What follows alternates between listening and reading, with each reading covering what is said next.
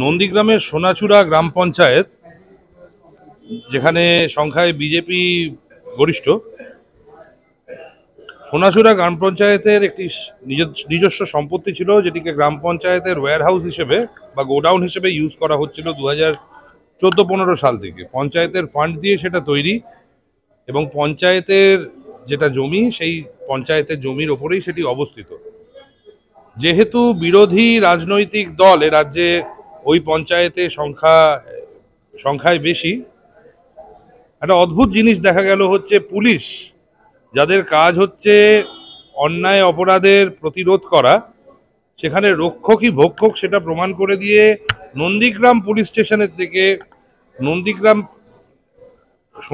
Sonachura police outpost বলে হঠাৎ করে অগস্ট মাসের মাঝামাঝি এই পঞ্চায়েতের গোডাউনের দখল নিয়ে নিল হচ্ছে পুলিশ। পঞ্চায়েতের তরফ থেকে বহুবার বিভিন্ন জায়গায় অনুরোধ করা সত্ত্বেও কোনো রকমের সুরাহা হচ্ছিল না। তারপরে দেখা গেল, যেহেতু যারা রাজ্যের শাসক দল, তারাই সংখ্যায় এখানে বেশি আর কি, পূর্ব মেদিনীপুরের জেলা পরিষদ এবং পুলিশ এবং রাজ্য বেসিক্যালি, তারা দুজনে একত্রিত হয়ে প্রাণপণ চেষ্টা করতে শুরু করলো পঞ্চায়েতের থেকে পঞ্চায়েতের এই জমি নিয়ে নেওয়ার জন্য, বেদখল করার জন্য। সেই বিষয়টিকে চ্যালেঞ্জ করে একটি মামলা করা হয়েছিল পঞ্চায়েতের তরফ থেকে। আজকে মামলাটি শুনানি হয় আজকে মাননীয় জাস্টিস অমৃতা সিনহার কাছে। আদালতের কাছে আমরা আমাদের বক্তব্য পেশ করি, আমরা সমস্ত তথ্য এবং কাগজ দেখিয়ে বলি যে পুলিশ এরকমভাবে অনৈতিক কাজ করছে, পুলিশ এই জিনিস করতে পারে না। রাজ্যের তরফ থেকে তখন বলা হয় যে না, এটা নাকি বহু পুরনো, মানে 2015-16 সাল থেকে নাকি পুলিশ আউটপোস্ট হিসেবে ইউজ করা হচ্ছে, সোনাচূড়া পুলিশ আউটপোস্ট হিসেবে। কিন্তু পিকিউলিয়ারলি রাজ্যের যে রিপোর্ট আদালতের কাছে আজকে পেশ করা হয়, তাতে এক জায়গায় লেখা ছিল, আমরা লিখেছিলাম 6 তারিখে বিডিওর কাছে অগস্ট মাসে, যে এরকম ভাবে পঞ্চায়েতের জমি দখল করা হয়েছে, পঞ্চায়েতের গোডাউন দখল করা হয়েছে, তো এটাকে ইমিডিয়েটলি পুলিশকে বলা হোক সরে যাওয়ার জন্য। তারপরেই দেখা যাচ্ছে হচ্ছে 7 তারিখে অগস্ট মাসের একদিন পরে আইসি নন্দীগ্রাম উনি আবেদন জানিয়েছেন এসপির কাছে, যাতে হোম অ্যান্ড হিল অ্যাফেয়ার্স ডিপার্টমেন্টের নামে এই পার্টিকুলার গোডাউনটা, যেটাকে পুলিশ জবরদখল করেছিল, এটিকে ইউজ করতে দেওয়া, মানে যাতে ট্রান্সফার করে দেওয়া হয় ল্যান্ড রেকর্ডসে।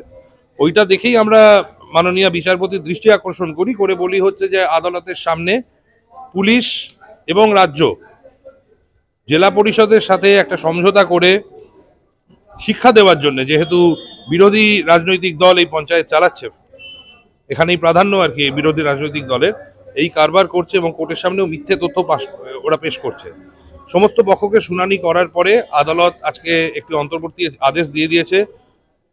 নন্দীগ্রাম পুলিশ স্টেশনকে বলে দেওয়া হয়েছে যে কোনো রকমভাবে ওই গোডাউন কোনো পুলিশ আউটপোস্ট হিসেবে ইউজ করা যাবে না। পঞ্চায়েতের জমি, পঞ্চায়েতের গোডাউন পঞ্চায়েতই ইউজ করবে। আরও তার সাথে আমরা আরও একটি আবেদন করেছিলাম, কারণ আজকে প্রথমবারের জন্য আমাদের নজরে আসে যে 7ই অগস্ট এরকম একটা ল্যান্ড রেকর্ডস ট্রান্সফার করার জন্য পুলিশের তরফ থেকে এসপির কাছে একটা আপনার রিকোয়েস্ট গেছে, তো সেটাও যাতে কোনো রকমভাবে এফেক্ট না দিতে পারা যায়, সেই বিষয়েও আজকে মাননীয় আদালত একটি অন্তর্বর্তী আদেশ জারি করেছেন।